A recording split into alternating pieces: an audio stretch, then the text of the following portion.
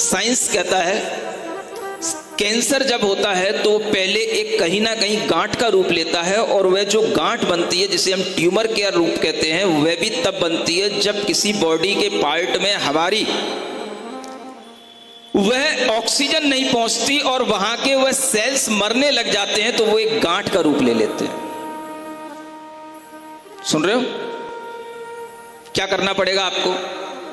Cancer से बचने के लिए रोजाना खुशी की इतनी श्वास लो, इतनी हवा अपने अंदर पहुंचाओ कि पूरी बॉडी के अंदर वह हवा पहुंच जाए, ऑक्सीजन पहुंच जाए, बॉडी का एक एक पार्ट प्रसन्नता से भर जाए।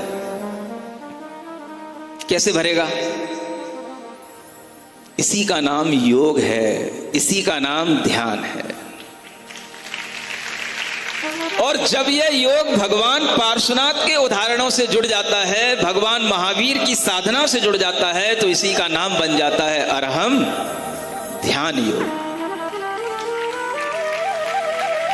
क्या सिखाएं आपको?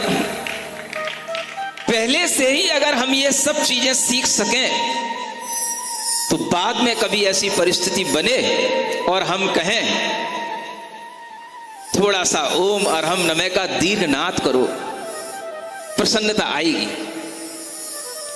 अपने मन में जो पीड़ा हो रही है उस मन को भी ओम अरहम की वाइब्रेशन में लगा दो, और बस अपने अंदर सिर्फ इतना ही ध्यान रहे कि हमारा मन ओम अरहम में ही घूम रहा है। थोड़ी देर के लिए उस पीड़ा भुलाने का प्रयास करो। इससे बड़ा साधन आपको जीते जी पीड़ा भुलाने का और कोई नहीं हो सकता।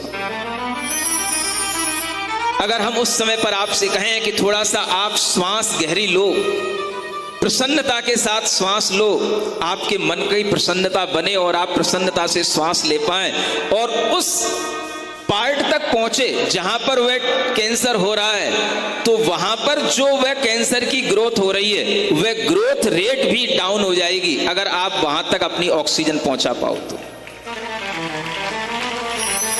पहुंचे कैसे? अगर आपने पहले से कुछ अभ्यास नहीं किया, नहीं सीखा, तो बाद में आपको ये सब चीजें बिल्कुल बेकार लगेंगी। प्राणायाम, मुद्राओं के माध्यम से अपने शरीर में शक्ति अर्जित करना, नाद का उपयोग करना, अरहम और ओम का ध्यान अपने उसी पार्ट पर करो जहां पर पीड़ा हो रही है। उस बीजाक्षर मंत्र को वहीं पर स्थित कर दो जहां पर हमें पीड़ा हो रही है, और प्रसन्नता से देखो तीर्थंकरों की शक्ति मेरी पीड़ा को दूर कर रही है। आपके मन में कोई विश्वास आना चाहिए इस बात का कि हमें अगर मुनि महाराज कह रहे हैं, कोई मंत्र दे रहे हैं, तो हम उसको प्राणपन से अपना लें।